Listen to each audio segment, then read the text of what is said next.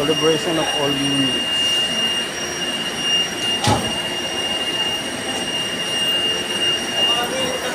Isa, dalawa, tatlo, apat, lima, anim, tulo, siyam, sampu, isa, dalawa,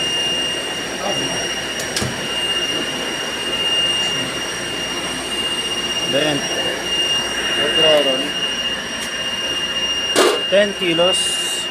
Okay. 10 kilos. Total of 20 kilos. Okay.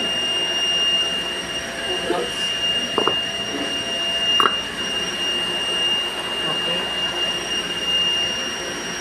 Press C and 0.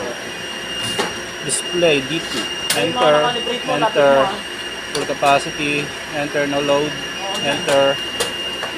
Add load. Press there. Type value of test weight. 20 kilos. Then enter. Calibration is done. Alright, come on.